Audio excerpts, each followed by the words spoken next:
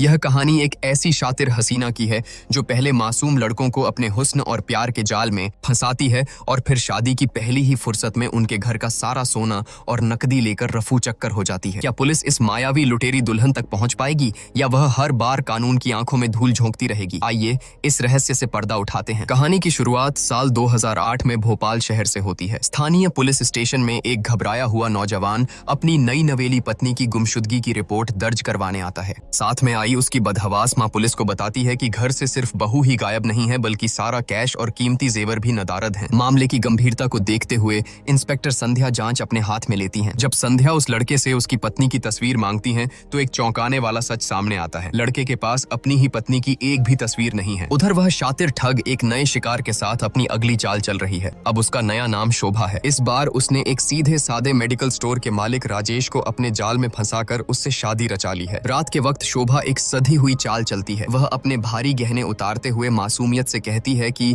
मुझसे यह गहने अब और नहीं पहने जाते, मैं इन्हें पहनकर परेशान हो गई हूँ। राजेश हैरानी से कहता है कि तुम भी कितनी अजीब हो, लड़कियों को तो गहनों का बहुत शौक होता है। शोभा गहरी आंखों से राजेश को देखते हुए कहती है कि मेरे लिए ये जेवर मायने नहीं रखते, मुझे तो बस आप चाहिए। यह सुनते ही राजेश खुशी से फूला नहीं समाता और पूरी तरह उसके झांसे में आ जाता है। वह उसे बताता है कि अलमारी में तिजोरी की चाबी रखी है, जब उसका मन करे वह अपने गहने सुरक्षित वहां रख सकती है। राजेश जब प्यार से उसके करीब आने की कोशिश करता है तो शोभा बड़ी ही चालाकी से उसे रोकते हुए कहती है कि अभी नहीं, जब हम हनीमून पर जाएंगे तब। अगले दिन पुलिस स्टेशन में वह पहला पीड़ित लड़का खाली हाथ लौट कर आता है। वह इंस्पेक्टर संध्या को बताता है कि उसकी शातिर पत्नी जेवरों के साथ साथ शादी की सारी तस्वीरें और एल्बम भी साथ ले गई हैं। संध्या पूछती हैं कि क्या तुमने लड़की के मायके वालों से संपर्क करने की कोशिश की? लड़का मायूसी से जवाब देता है कि उसने कॉल की थी लेकिन उनका फोन स्विच ऑफ आ रहा है। सुराग की तलाश में संध्या और वह लड़का शादी के फोटोग्राफर के पास पहुंचते हैं। फोटोग्राफर उन्हें बताता है कि वह शादी की एल्बम बनने के 1 महीने बाद सारा डिजिटल डेटा डिलीट कर देता है, लेकिन वह एक बेहद अहम जानकारी देता है कि शादी के 2 दिन बाद ही आपके चाचा जी आकर तस्वीरों वाली सीडी अपने साथ ले गए थे। लड़का हैरान रह जाता है और कहता है कि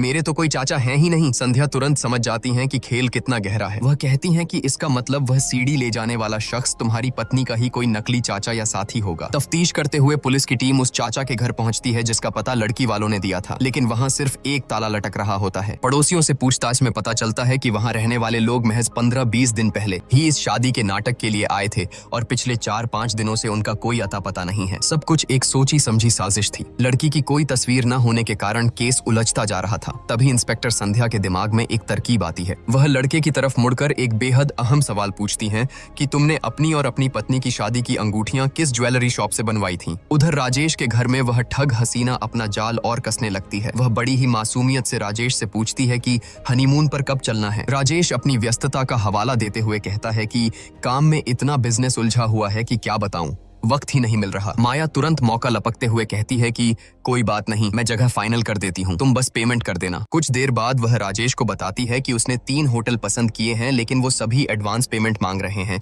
इसलिए उसने मना कर दिया। राजेश अपनी बर्बादी के गड्ढे को खुद गहरा करते हुए कहता है कि होटल वालों से कहना कि हम वहाँ पहुंचकर कैश दे देंगे, मैंने सारा कैश निकालकर घर की तिजोरी में ही रख दिया है। माया चाल चलते हुए कहती है कि ठीक है, लेकिन अगर कोई छोटा मोटा अमाउंट देना हुआ तो मैं अपने अकाउंट से कर दूंगी। राजेश उसे रोकते हुए एक ऐसी गलती कर बैठता है जिसकी कीमत उसे बहुत भारी पड़ने वाली थी। वह कहता है कि तुम्हें अपने पैसे खर्च करने की कोई जरूरत नहीं है, मैंने अपने बैंक अकाउंट का यूजर आईडी और पासवर्ड एक डायरी में लिखकर तिजोरी में ही रख दिया है। माया की आंखों में एक शातिर चमक आ जाती है। उसे अब चाबी और खजाना दोनों मिल चुके थे। इधर इंस्पेक्टर संध्या अपनी तफ्तीश को आगे बढ़ाते हुए पहले शिकार के साथ उस ज्वेलरी शॉप पर पहुंचती हैं जहां से शादी की अंगूठियां बनी थीं। पुलिस सीसीटीवी फुटेज खंगालती है लेकिन वहां एक और बड़ा झटका उनका इंतजार कर रहा होता है। फुटेज में लड़की मौजूद तो है लेकिन उसका चेहरा किसी भी कैमरे में नहीं दिख रहा। जांच में पता चलता है कि वह इतनी चालाक है कि कुछ दिन पहले ही उसने दुकान में आकर चुपके से सभी कैमरों के एंगल चेक कर लिए थे और फिर उसी हिसाब से अपनी जगह चुनी थी। पुलिस एक बार फिर खाली हाथ थी। अगली सुबह राजेश के घर में कोहराम मच जाता है। उसकी मां बदहवास हालत में बताती है कि घर से सारा कैश,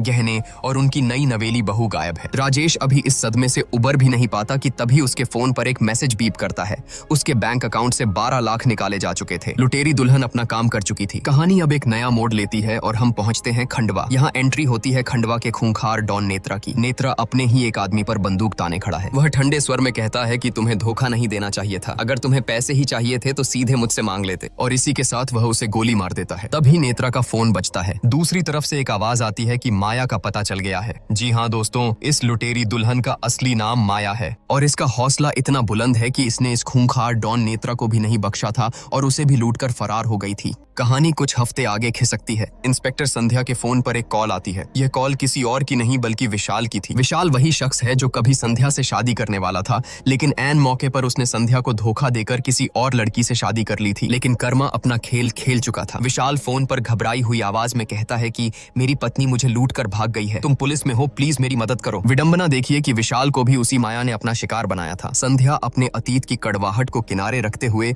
एक जिम्मेदार पुलिस ऑफिसर की तरह जवाब देते हुए कहती है कि ठीक है, मैं कल तुमसे खंडवा आकर मिलती हूँ। इसके तुरंत बाद वह अपने एसीपी को फोन मिलाती हैं और कहती हैं कि लुटेरी दुल्हन के बारे में एक पक्की टिप मिली है, मुझे तुरंत खंडवा जाना होगा। परमिशन मिलते ही संध्या उस मायावी ठग का पर्दाफाश करने के लिए खंडवा पहुंच जाती हैं। इधर नेत्रा अपने आदमियों को आदेश देता है कि माया इतनी बेवकूफ नहीं कि किसी बड़े होटल या लॉज में रुके। उसे ढूंढना है तो शहर के पुराने घरों और धर्मशालाओं की खाक छानो, जहाँ कोई ज्यादा पूछताछ नहीं करता। जाओ और उसे मेरे सामने लेकर आओ। उधर माया अपने गैंग के साथियों मनोहर और मीना के साथ एक पुरानी धर्मशाला में छिपी है। मनोहर घबराहट में कहता है कि हमें जल्द से जल्द यह शहर छोड़ देना चाहिए, लेकिन माया बहुत शांत और चालाक है। वह समझाती है कि यह शहर छोटा है और हर तरफ पुलिस की सख्त नाकाबंदी है। अभी बाहर निकलना खतरे से खाली नहीं, जैसे ही मौका मिलेगा हम यहाँ से रफू चक्कर हो जाएंगे। कुछ देर बाद माया अपनी योजना को अंजाम देती है। वह मनोहर और मीना से कहती है कि तुम लोग यहाँ से निकलो, मैं कुछ देर बाद तुम्हें सीधे रेलवे स्टेशन पर मिलूंगी। लेकिन जैसे ही माया धर्मशाला से बाहर निकलती है, नेत्रा का छोटा भाई रघु उसे देख लेता है। शिकार को सामने देख रघु तुरंत अपने गुंडों के साथ उसके पीछे लग जाता है। उसी वक्त लुटेरी दुल्हन की तलाश में शहर की खाक छान रही इंस्पेक्टर संध्या की गाड़ी माया के ऑटो से टकराते टकराते बचती है। संध्या की नजर पड़ती है कि कुछ गुंडे एक अकेली लड़की का पीछा कर रहे हैं। पुलिस की वर्दी में मौजूद संध्या तुरंत एक्शन में आती है और मौके पर पहुंच जाती है। संध्या दबंग अंदाज में चेतावनी देती है कि मैं मध्य प्रदेश पुलिस से हूँ, इस लड़की को छोड़ दो वरना बहुत मारूंगी। रघु उसकी चेतावनी को हल्के में लेते हुए एक भद्दी टिप्पणी करता है कि पैंट शर्ट पहन लेने से ज्यादा मर्दानगी दिखाने की जरूरत नहीं है। इतना सुनना था कि संध्या बिना पलक झपकाए अपनी बंदूक निकालती है और सीधा रघु के पैर में गोली मार देती है। वह कड़क आवाज में कहती है कि तुम्हें यह बकवास करने की कोई जरूरत नहीं थी। खौफजदा गुंडे घायल रघु को उठाते हैं और वहां से दुम दबाकर भाग निकलते हैं। गुंडों के जाने के बाद संध्या माया से पूछती है कि कौन थे वो लोग। माया, जो झूठ बोलने में माहिर है, एक मनगढ़ंत और भावुक कहानी सुनाती है। वह बेचारी बनने का नाटक करते हुए कहती है कि वे मेरे ससुराल वाले थे, दहेज के लिए मेरे घर वालों को बहुत परेशान करते थे और अब मुझे बेचने जा रहे थे। मैं बस मौका पाकर अपनी जान बचाकर भाग रही थी। संध्या को उस पर तरस आ जाता है। वह कहती है कि तुम तो पढ़ी लिखी लगती हो, फिर ऐसे लोगों से दबकर क्यों रहती हो। इसके बाद संध्या के मुंह से एक ऐसा डायलॉग निकलता है जिसमें एक गहरी विडंबना छिपी थी कि कभी कभी मुझे लगता है कि वो लुटेरी दुल्हन बिल्कुल सही करती है, जो ऐसे लालची मर्दों से शादी करके उन्हें लूट कर भाग जाती है। संध्या उससे पूछती है कि अब वह कहाँ जाएगी। माया मासूमियत से कहती है कि वह इस शहर में सुरक्षित नहीं है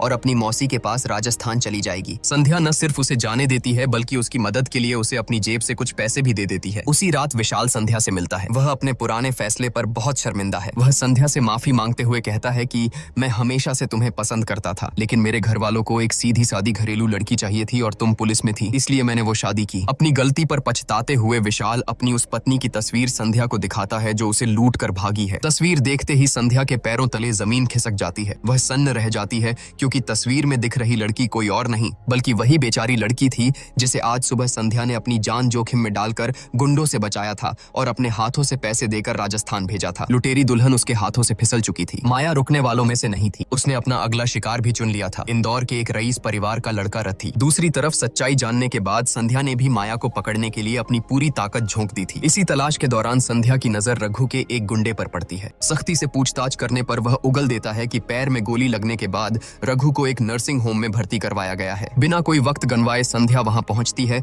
और रघु को घसीटते हुए अपने साथ उठा लाती है। जब यह खबर नेत्रा तक पहुंचती है तो उसका खून खौल उठता है। पुलिस महकमे में भी हड़कंप मचा हुआ है। एक कांस्टेबल संध्या को रिपोर्ट देता है कि उसने पूरा उज्जैन छान मारा लेकिन लुटेरी दुल्हन का कोई नामो निशान नहीं मिला। तभी एक और इंस्पेक्टर आकर बताता है कि इंदौर पुलिस से भी कोई मदद नहीं मिल सकी क्योंकि वहां के स्थानीय इंस्पेक्टर के घर शादी थी और पूरा पुलिस डिपार्टमेंट उसी में व्यस्त था। यह सुनकर संध्या भड़क जाती है। वह तुरंत उस इंदौर वाले इंस्पेक्टर को फोन लगाती है और खरी खोटी सुनाते हुए कहती है कि आपके काम के तो बहुत चर्चे सुने थे, लेकिन आपने तो इस केस में मेरी जरा भी मदद नहीं की। इंस्पेक्टर अपनी सफाई देते हुए कहता है कि मेरे जीजाजी शहर के बहुत नामी और रसूखदार इंसान हैं। उनके बेटे रति की शादी थी और सारा इंतजाम मुझे ही देखना पड़ा। संध्या टोकते हुए पूछती है कि शादी के इंतजाम तो आमतौर पर लड़की वाले देखते हैं ना। इंस्पेक्टर का जवाब संध्या के कान खड़े कर देता है कि लड़की के परिवार में कोई था ही नहीं, इसलिए जल्दबाजी में शादी का सारा काम हमें ही संभालना पड़ा। बिना परिवार की लड़की और जल्दबाजी में शादी, इतना सुनते ही संध्या का जासूसी दिमाग तेजी से दौड़ने लगता है। वह समझ जाती है कि अगला शिकार कौन है। वह तुरंत इंस्पेक्टर के जीजाजी से मिलने पहुंचती है। जब वह उन्हें माया की तस्वीर दिखाती है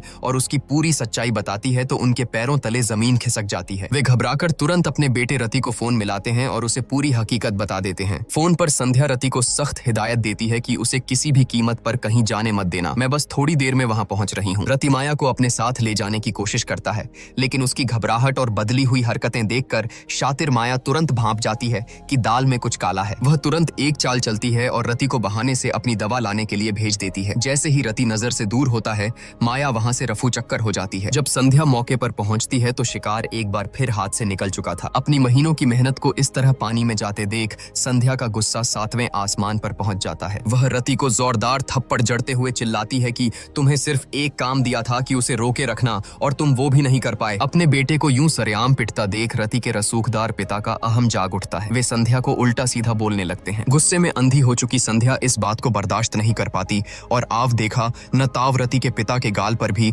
एक करारा थप्पड़ जड़ देती है। रति के पिता आग बबूला होकर धमकी देते हैं कि तुम नहीं जानती कि तुमने किस पर हाथ उठाया है, मैं तुम्हें सस्पेंड करवा कर ही रहूंगा। और उनके रसूख का असर जल्द ही दिख जाता है। विवाद इतना बढ़ जाता है कि संध्या को अपनी वर्दी से हाथ धोना पड़ता है और उसे महकमे से सस्पेंड कर दिया जाता है। उधर माया के गैंग में खौफ बढ़ने लगा था। मनोहर घबराते हुए माया से कहता है कि हालात बिगड़ रहे हैं, हमें कुछ दिनों के लिए सब कुछ छोड़कर यहाँ से निकल जाना चाहिए। लेकिन माया के सिर पर लालच का भूत सवार था। वह मुस्कुराते हुए कहती है कि निकलेंगे, लेकिन एक आखिरी और बड़ा हाथ मारने के बाद। इसी बीच नेत्रा, जो अपनी बेइज्जती का बदला लेना चाहता था, सीधे संध्या से संपर्क करता है। वह एक सौदा पेश करता है कि मेरे भाई रघु को छोड़ दो और बदले में मैं तुम्हें बताऊंगा कि तुम्हारी लुटेरी दुल्हन इस वक्त कहाँ है। संध्या के पास खोने के लिए कुछ नहीं था, इसलिए वह मान जाती है। नेत्रा उसे बताता है कि माया इस वक्त लखनऊ में अपना जाल बिछा रही है। लखनऊ में माया ने अपना नया और अब तक का सबसे रईस शिकार ढूंढ लिया था। जतिन एक बहुत बड़े बिजनेसमैन का बेटा है। वह विदेश में पढ़ाई करने गया था और वहीं उसने शादी की, लेकिन एक गंभीर लीवर की बीमारी के चलते उसकी पत्नी की मौत हो गई। इस सदमे से उबरने के लिए इंडिया लौटकर जतिन ने अपना एक एनजीओ खोल लिया जो जरूरतमंदों के लीवर ट्रांसप्लांट में मदद करता था। माया ने यहाँ अपना नाम निकिता रखा है। शातिर माया एक नकली मेडिकल फाइल बनवाती है और जतिन के ही अस्पताल में रखवा देती है। जब अस्पताल के डॉक्टर निकिता को बुलाकर बताते हैं कि उसके इलाज का सारा खर्चा जतिन का एनजीओ उठाएगा, तो माया अपना बेहतरीन नाटक शुरू करती है। वह हमदर्दी बटोरने के लिए अपनी जेब से कुछ पैसे निकालते हुए कहती है कि मैं ठीक होने के बाद आपका एक एक पैसा लौटा दूंगी, अभी के लिए मेरी तरफ से ये थोड़े रुपए रख लीजिए। जतिन उसे रोकते हुए भावुक होकर कहता है कि इसकी कोई जरूरत नहीं है, मेरी पत्नी को भी यही बीमारी थी और इत्तेफाक देखिए उसका नाम भी निकिता ही था। यह सुनते ही माया स्वाभिमान का झूठा नाटक करते हुए भड़क जाती है। वह अपनी मेडिकल फाइल जमीन पर फेंकती है और चिल्लाती है कि मुझे आपकी मदद चाहिए थी, आपकी पत्नी के नाम पर कोई खैरात नहीं, और वहां से गुस्से में निकल जाती है। अपनी मरी हुई पत्नी की याद में अंधा हो चुका जतिन उसके पीछे भागता है और माफी मांगते हुए कहता है कि आप मुझे गलत समझ रही हैं। ठीक है, अगर आप यही चाहती हैं तो मुझे महज 1 रुपया दे दीजिए, आगे से सब कुछ आपके हिसाब से ही होगा। माया की चाल कामयाब हो जाती है और कुछ ही दिनों में उनकी दोस्ती बहुत गहरी हो जाती है।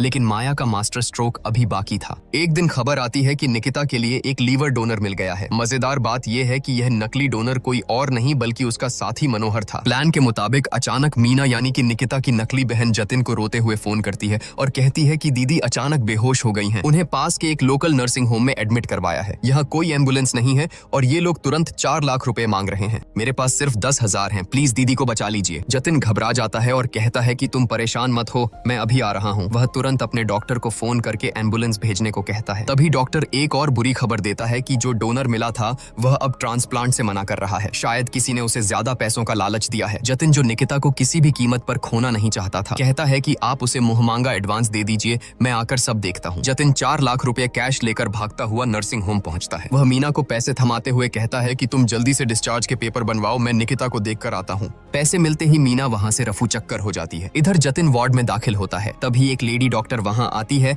और जतिन को बाहर इंतजार करने को कहती है। जैसे ही जतिन बाहर जाता है, वह लेडी डॉक्टर अपना मास्क हटाती है। बिस्तर पर लेटी माया के होश उड़ जाते हैं। वह डॉक्टर कोई और नहीं बल्कि संध्या थी। लेकिन इससे पहले कि संध्या माया को हथकड़ी पहना पाती, वहाँ डॉन नेत्रा धमक पड़ता है। वह अपने गुंडों के साथ आता है और संध्या को चकमा देकर माया को अपने साथ घसीट कर ले जाता है। जब जतिन वापस वार्ड में आता है तो वहाँ सिर्फ संध्या खड़ी थी और बिस्तर खाली था। जतिन घबराकर पूछता है कि निकिता कहाँ है, वो कैसी है। संध्या गहरी सांस लेते हुए सीधा सवाल दागती है कि तुमने उसे पैसे तो नहीं दिए। जतिन मासूमियत से जवाब देता है कि मैंने 20 लाख रुपए डोनर को एडवांस दिलवाए हैं और 4 लाख रुपए अभी उसकी बहन को देकर आ रहा हूँ। यह सुनकर संध्या को उस पर तरस आ जाता है। वह जतिन को सच्चाई का आईना दिखाते हुए कहती है कि जिसे तुम निकिता समझ रहे हो वह एक लुटेरी दुल्हन है। तुम्हारी तरह न जाने कितने लड़कों को वह अपने प्यार और बेचारगी के जाल में फंसाकर इसी तरह लूट चुकी है। तुम लुट चुके हो जतिन। माया के किडनैप होने के बाद उसके गैंग में खलबली मच गई है। मनोहर झल्लाते हुए कहता है कि सब कुछ एकदम सही चल रहा था। पता नहीं बीच में ये नेत्रा और वह सस्पेंड इंस्पेक्टर संध्या कहां से टपक पड़े। अब नेत्रा माया को छोड़ने के बदले भारी रकम मांगेगा।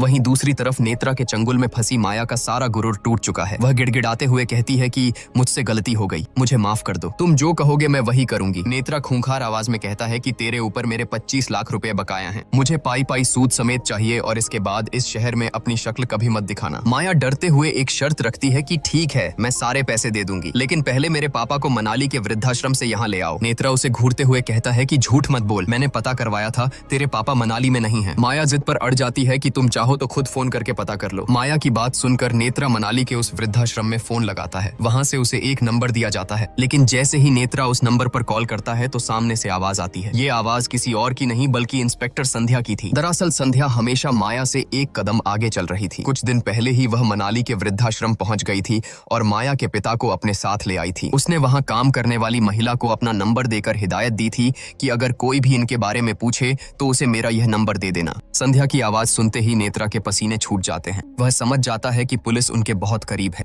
माया मीना को फोन मिलाती है और कहती है कि मेरे बैग में एक डायरी रखी है, उसमें कृष्णा ज्वेलर्स का नंबर होगा, उन्हें फोन लगाओ और कहो कि माया ने तुरंत पैसों का इंतजाम करने को कहा है। मीना घबराकर पूछती है कि पैसे लेकर कहाँ आना है। नेत्रा फोन छीनता है और कहता है कि रेलवे स्टेशन पहुंचो, बाकी मैं खुद देख लूंगा। अगले दिन रजनीश संध्या को एक अहम सुराग देता है कि नेत्रा कल रात हरदोई की तरफ निकला है। तभी रजनीश के फोन पर किसी की कॉल आती है जो शायद उन्हें पक्की लोकेशन दे देती है। उधर मीना पैसों का बैग लेकर रेलवे स्टेशन पहुंचती है। तभी एक गाड़ी आकर उसके पास रुकती है और नेत्रा के गुंडे मीना को अंदर खींच लेते हैं। गाड़ी में नेत्रा पैसों का बैग खोलता है और भड़क जाता है। माया अपनी जान बचाते हुए कहती है कि बाकी के रुपए कृष्णा ज्वेलर्स से लेकर मनोहर आ रहा है, लेकिन इससे पहले कि नेत्रा कुछ और कर पाता वहाँ पुलिस की सायरन गूंज उठती है। संध्या और रजनीश अपनी पूरी टीम के साथ वहाँ पहुंच चुके हैं। उन्होंने नेत्रा और माया को चारों तरफ से घेर लिया है। तभी कहानी एक फ्लैशबैक में चली जाती है जो इस पूरे खेल का सबसे बड़ा राज खोलने वाला है। माया की डायरी में लिखा कृष्णा ज्वेलर्स का नंबर असल में किसी सुनार का नहीं बल्कि इंस्पेक्टर संध्या का ही था। जब मीना ने पैसों की मदद के लिए उस नंबर पर कॉल किया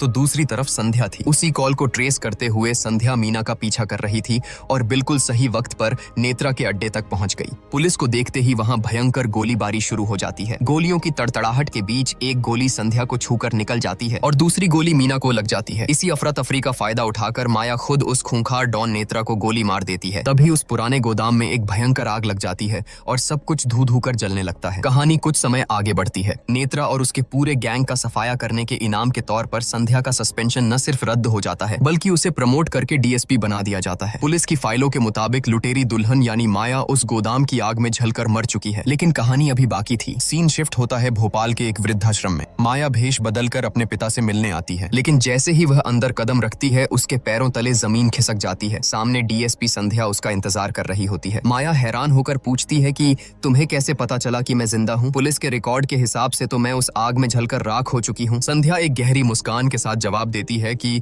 उस आग में तुम नहीं बल्कि तुम्हारी साथी मीना जली थी। तुमने बड़ी चालाकी से अपनी अंगूठी उसकी लाश को पहना दी थी ताकि दुनिया को लगे कि माया मर चुकी है। संध्या उससे पूछती है कि तुम अपनी जिंदगी के साथ आखिर ये सब कर क्यों रही हो? यह सुनकर माया का बरसों पुराना दर्द छलक पड़ता है। वह गुस्से में कहती है कि तुम जानती ही क्या हो मेरी जिंदगी के बारे में। मेरे साथ बहुत सारे लोगों ने दरिंदगी की और मेरी जिंदगी तबाह कर दी। तभी मैंने कसम खा ली थी कि मैं इन सारे मर्दों को उनके किए की सजा दूंगी और उन्हें लूटूंगी। संध्या उसे आईना दिखाते हुए बेहद दमदार बात कहती है कि जिंदगी में हर किसी के साथ बुरा होता है, लेकिन हर किसी को एक चॉइस मिलती है। वही चॉइस तय करती है कि हम क्या बनेंगे। बचपन में मेरे पापा भी हमें बेसहारा छोड़कर चले गए थे। मेरे पास भी दो रास्ते थे, या तो मैं हालात से हार कर कोई गलत रास्ता चुन लेती या मेहनत करके इज्जत से जीती। आज मैं एक पुलिस अफसर हूँ क्योंकि वो मेरी चॉइस थी। माया शांत हो जाती है और पूछती है कि तुम्हें कैसे पता था कि मैं आज ही यहाँ मिलूंगी? संध्या कहती है कि क्योंकि मैं जानती हूँ कि आज तुम्हारे पापा का जन्मदिन है और तुम दुनिया में कुछ भी छोड़ सकती हो पर उनसे मिलने जरूर आओगी। इसके बाद संध्या कुछ ऐसा करती है जिसकी उम्मीद माया को भी नहीं थी। वह कहती है कि